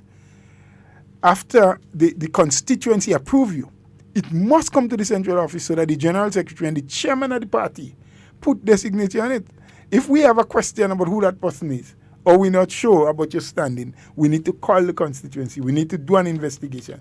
So until those things happen, you cannot be a member of the party. You cannot join, right? And then once it is approved by the General Secretary and the chairman, then Ms. Lynch goes and she puts it into her database, and she gets that constituency membership file, because every constituency has a membership file, and we put that application form in there, and then they have a little booklet that has every month of the year. Those little booklets that always remind me of the early days as a little boy when I used to go and pay the society for my mother. You remember it, Devon? Sheldon wouldn't know about that. The part of the world that he come from don't know about what they call friendly society. Yes, and that was we had friendly societies. Every month then, I think you go, you pay $1 or something. Or 50 cents. Or you pay what you have. I see someone just messaged me to say that they just realized they didn't pay, so they rush it into they better do.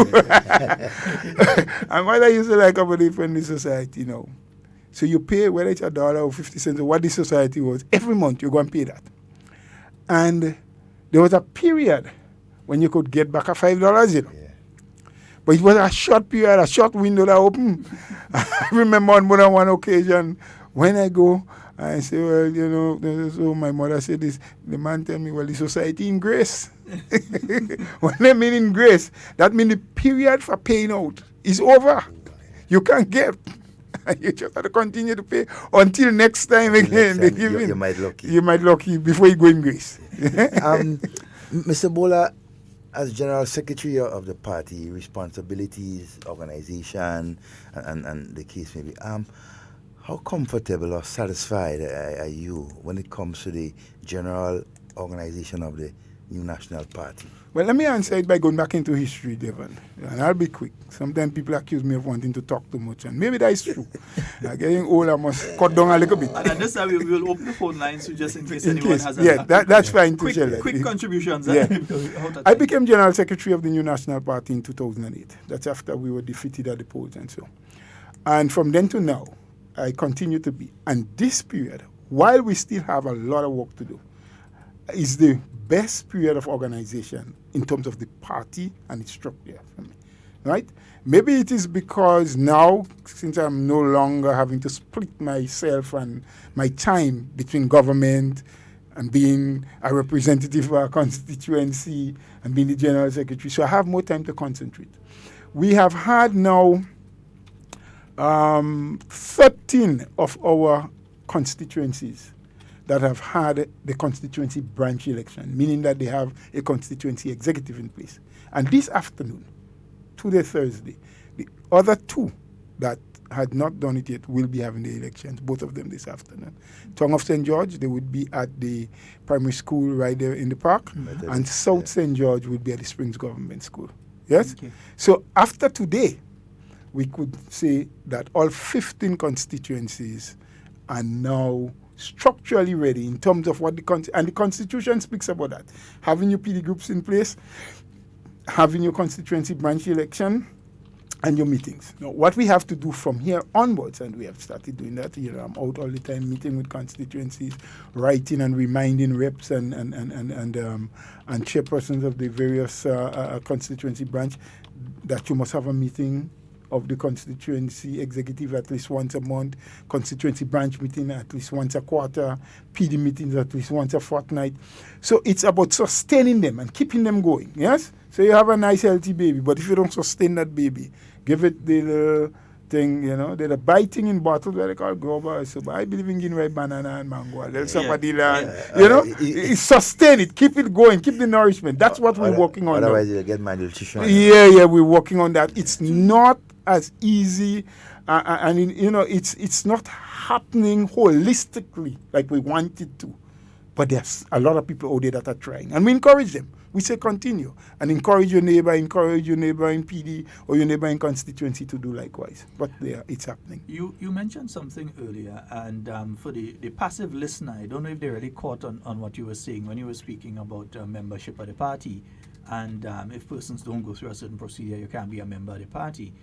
And I think it's important to make that distinction between a member and just a supporter. Yes. That we need our supporters to become members of the party. Being a supporter is one thing, but you need people to register and pay your subs and so on and become a member of the new national party. Well, let's put it that way, Sheldon. During my time of actively campaigning for representation in St. Andrews Northeast, I oftentimes said at meetings to the people, I am happy for your support. I'm glad. Please give me a vote, but don't let it end there. Because if you vote for me and I become the winner, I will go to Parliament. I may most likely become a minister. I'll get a salary at the end of the day. If you do not continue to engage me and to be part of what we're doing, things will fall apart. Because remember, I'm only one person. You vote me because you feel I can advocate on your behalf and I can do things and say things. I can go into the highest institution in the land, be in the parliament, and speak about the ills of our constituency or our village. Fine. But we have to get involved. We cannot allow another person to rule our destiny. We like NNP, and I hear people saying it all over the place. Man, when NNP in office, and to use the colloquial language, the day-to-day thing, I could eat a food. When them other fellas, they bar, I don't know where food coming out, but now things running. I listen, and maybe it's not the best way to gauge how things are happening in the country, but we have to use it every single time. We have a caller. Yeah. Oops, we lost them. Okay. Because it was not my place to say it. So that's why. Yeah. Every single time. Every single time I turn on whichever radio station, I hear some announcement about some activity. Every single weekend. I mean, same Saturday the 18th that we were thinking about doing our cricket in Grenville. There's a massive show in Malmont. That's where we did the opening of the cricket. Yeah. Because, we were also thinking, but if Grenville is not available, maybe we could go back to St. David. We didn't want to because we did the opening there. But to get things going, maybe we could think. And then they said, but even if you want to come Sunday, you can't because this massive show in Malmont, where we have lights and everything, on Saturday night, by Sunday, the field will not be ready. The stage might still be up. Some wash show or something, $40 to go. And then you hear about this, and Luciano is coming, and what, not Beanie Man, but... what's his name? Boujou just here. There's a joke a pastor was preaching one day, and think boy, and he's talking about the lawlessness in society, and he say, oh God, I can't take it again. Every time I turn on my radio, it's a Buju Bamba or Bunty kill somebody that they playing. So we have it. I think we've got the caller now. Yeah. Good morning and welcome. Yes, good morning. Good morning, Hey, sir. Papa. What your partner, Bull? Yes, Bull. Yeah. Though I hope you're not one of those that be singing about you. Yeah. Again, I don't know. I would be singing something. Again, I die NMP, boy. I don't play a game like some people. Okay.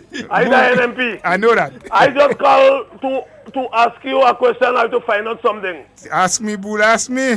What? I don't feel pleased with what NMP paying us when we reach 60. Yeah. That'll piece of money enough. But no NNP paying you that? Is the NIS? No, NIS are talking about. Yeah, right. NIS are talking about. Yes. Because right now they retire me at the home. Yes. And what they paying there, I don't find it enough. Is enough. Because okay. I'm a mortgage and thing to pay. Okay. And what I want. I want they raise it up. Okay. I want NIS raise it up with the government and everything. Let somebody get something reasonable. Well, you know the government is trying to do something about that, eh? Yes. And the unions fighting government and all kind of stupid. Yeah. I heard you talking about it. Yes. I heard you talking about it. That's why I say, let me just call to just make me a little contribution. So here is what, Bull. Yeah. We cannot tell you that NIS will increase. But, of course, we can look at all of the factors. Yeah. And, you know, there are some movements that will take place with NIS in terms of increased contributions and so. And maybe down the line. Yeah. Because I think that is also one of the recommendations that the actuaries made to them.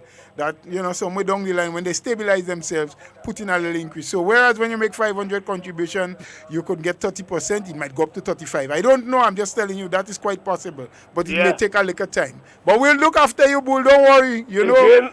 Again, 10 December at the home, you know, I don't get nothing yet to You ain't get nothing yet. All right. I feel like I could contribute still, man. Yes, man.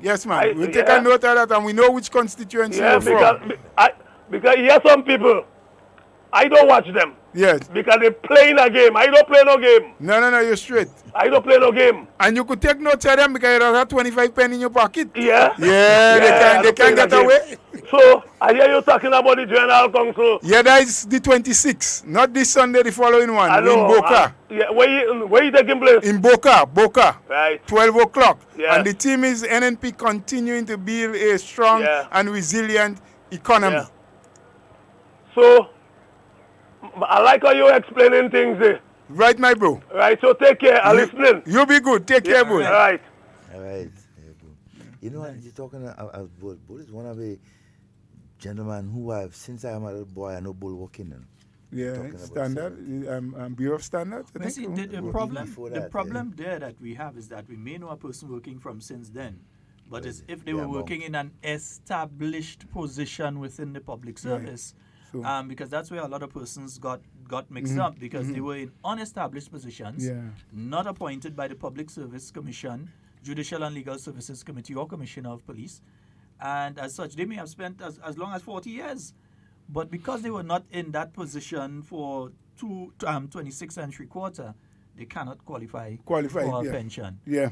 Well, and then if they joined the service after 85, remember, based on that court case, they wouldn't qualify. But I think he was making specific reference to NIS and the amount he's getting. Now, that again, based on what we explained before, could have a lot of issues. He may have worked for quite a long time, 40 years, probably more.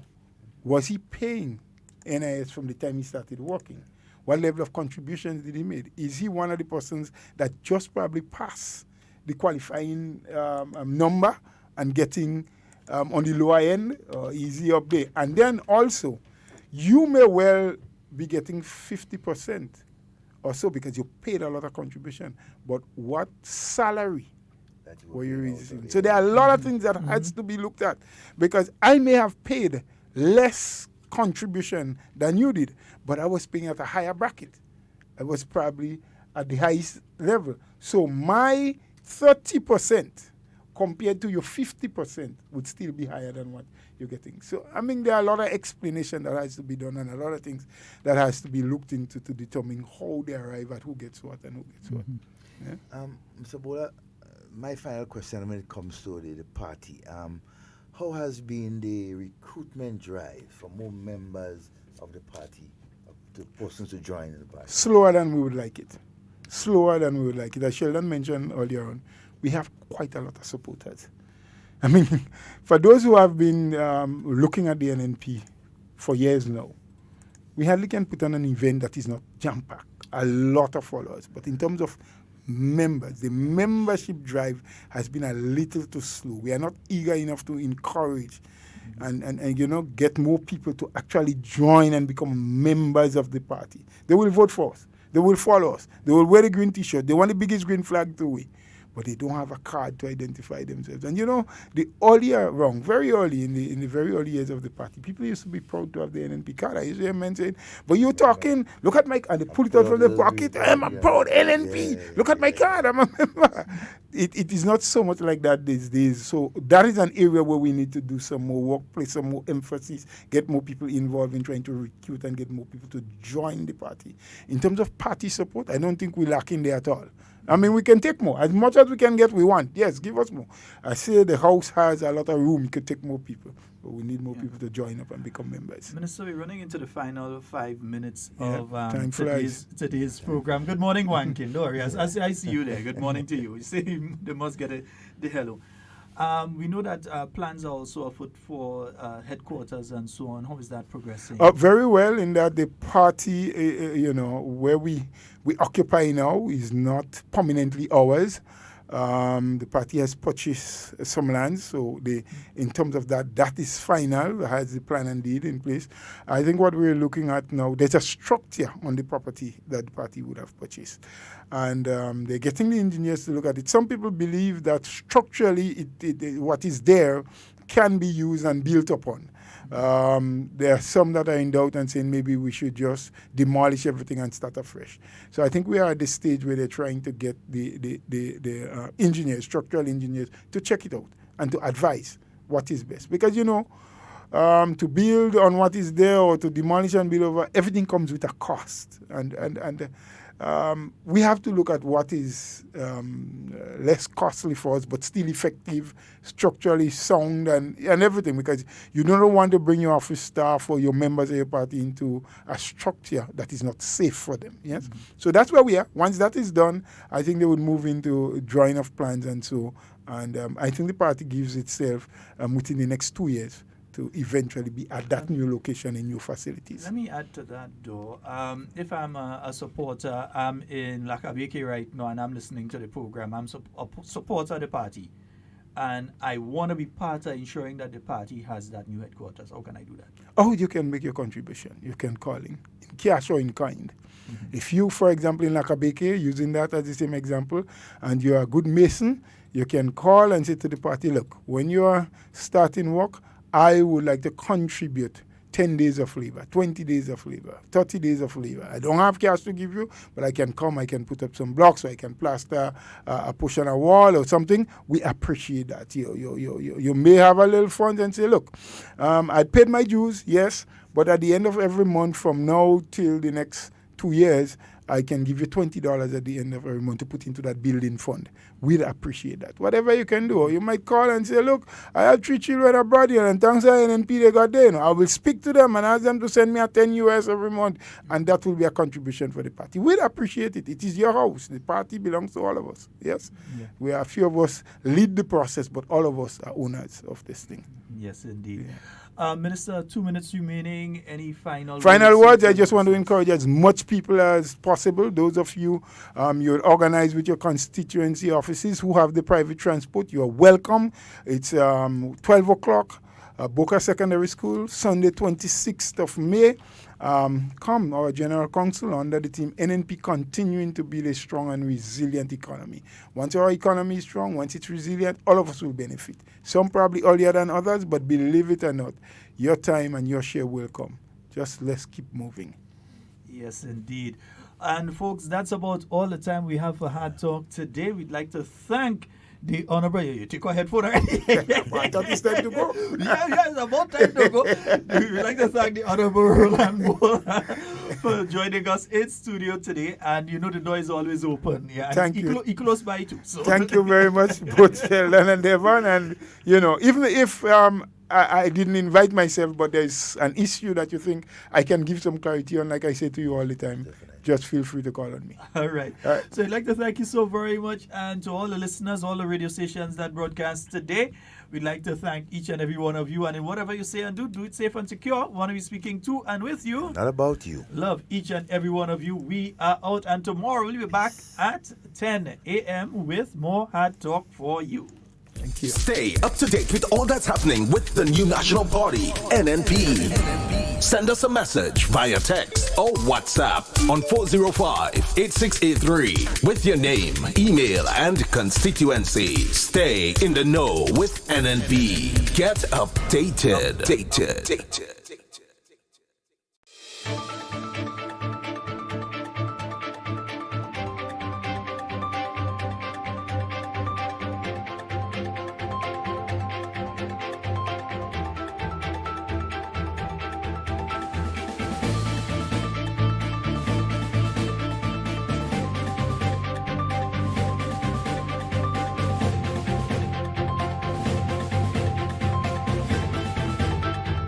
Significant improvements in the quality of broadband access for Grenada and its dependencies.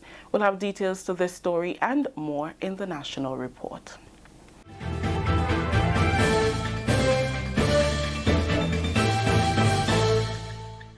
With the details to the news for Wednesday, May 15th, I am Rakisha St. Louis.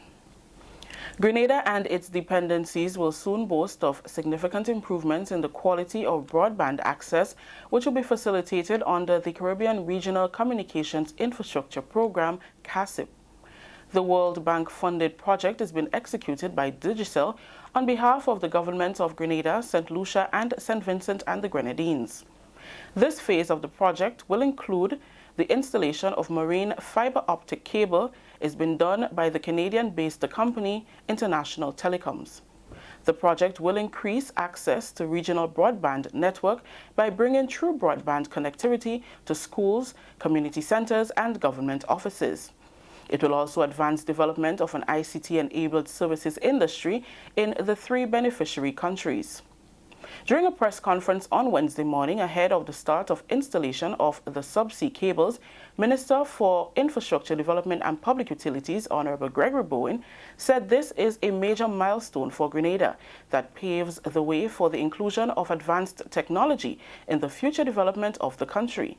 He said each sector stands to benefit from this project.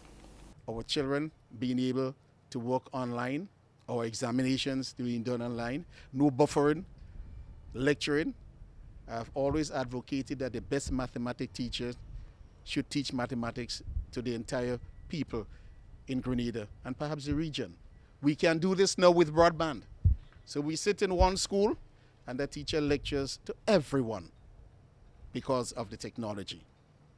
The opportunities are great. Jobs from one location, working for persons in other locations, other countries, this can manifest itself from what we have now, our broadband system.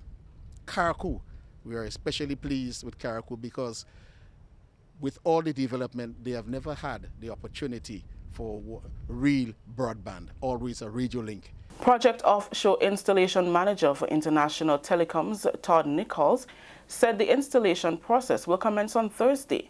He said the cables will be laid on the seabed from Conference Bay, St. Andrew, to the east of Kikamjini, going on to Hillsborough, Carriacou. We anticipate getting underway tomorrow.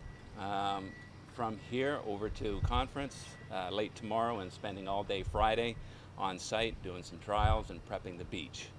From there, we hope to get underway Saturday morning, which would put us into Carriacou on Sunday. We will see how time goes, but the Carriacou segment, that's 53 kilometers in length. That is the longest segment of this particular project, and but we anticipate being able to have that completed by Sunday. So yeah, we're very excited about participating with everybody here. Siobhan Redhead, CEO of Digicel Grenada Limited, said she's pleased that Digicel and the government can collaborate to enhance the technology of the future. Being introduced via fiber subsea, which you guys are here responsible for laying, which will be connected to our terrestrial fiber on the ground, will not only provide tremendous capacity, unprecedented capacity for our network, and off-island capacity and network resiliency.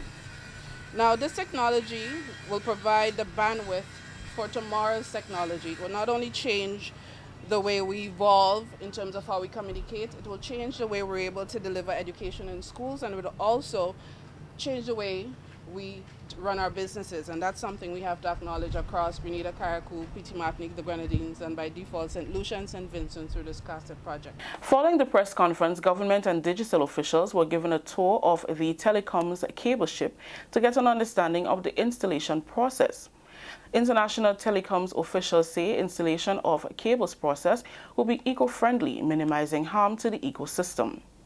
The entire process of installation and testing will take approximately 5 weeks.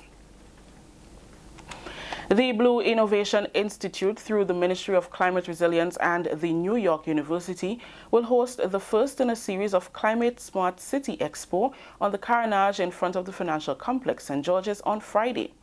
The activity, which runs from 12 to 9 p.m., will include a visual expo of the challenges of climate change and the potential solutions.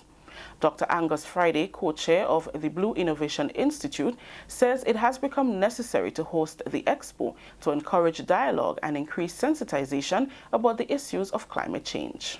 We're working with the Green Climate Fund and New York University on this, and once we get past this initial hurdle, Grenadians themselves will have the technical capabilities to be able to replicate this in other towns and urban areas around Grenada, Carriacou, and Petit Martinique. Dr. Friday says the New York University has been a technical supporter throughout the project, and representatives will be on hand to share information on their findings.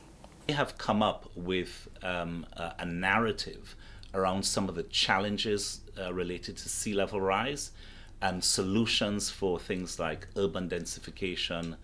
A lot of the traffic that we're seeing building up now is also part and parcel of the problem. But if we can come up with solutions for this, it would put Grenada very much ahead.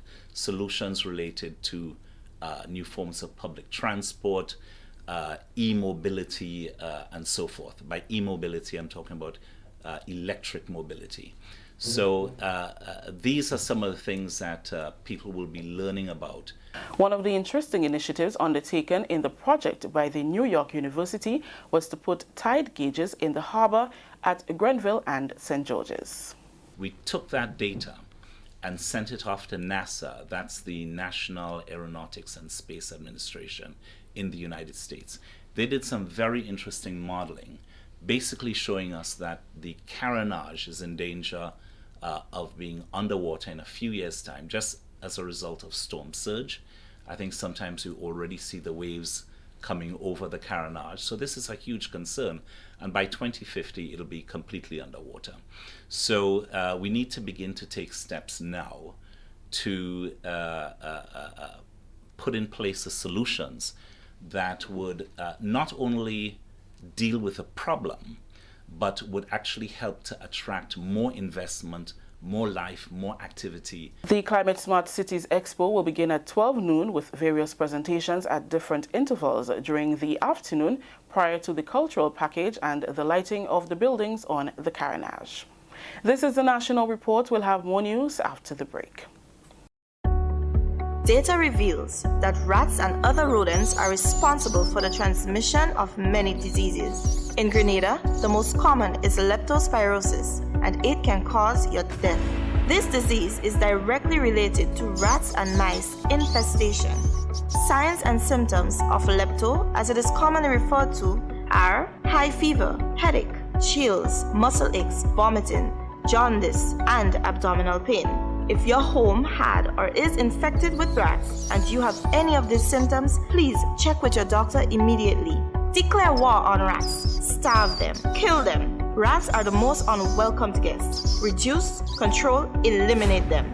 This is a message from the Ridge to Reef Project, protecting biodiversity and ecosystem functions. Welcome back. CARICOM foreign ministers who met in Grenada this week are calling on the European Union to adopt a more collaborative approach with regard to the subject of blacklisting. The ministers who met at the Radisson Resort say the EU's approach to tax governance is inappropriate. They say the relevant agency to deal with these matters is the Organization for Economic Cooperation and Development Forum for Harmful Tax Practices, which is inclusive in allowing other member states to be present and to be consulted. The foreign ministers also touched on a wide range of topics ranging from climate change to border issues. On the subject of Venezuela, the ministers reaffirmed the guiding principles of non-interference and non-intervention in its affairs. Foreign Minister Honorable Peter David addressed the subject at the conclusion of the two-day meeting on Tuesday. Seeing kids leading Trinidad and Tobago, Barbados involved, and COFTOR merely reiterated the position that we call for dialogue in Venezuela, and we are urging the parties together. Fortunately for us, over the last 5 months, we found that many of the countries who previously advocated war and intervention are now agreeing to the CARICOM's position, and they are more accepting CARICOM's position, recently manifested in the visit by the St. Kitts Prime Minister Timothy Harris to Latin America, where he had engagements not only with Latin American countries who are calling for dialogue, but also with some of the European countries who have now accepted that position. That story just ended the national report for today, Wednesday, May 15th. Let's recap the top story. Significant improvements in the quality of broadband access for Grenada and its dependencies. On behalf of everyone here at the Government Information Service who made this newscast possible, I am Rakisha St. Louis saying thank you for joining us. Until next time.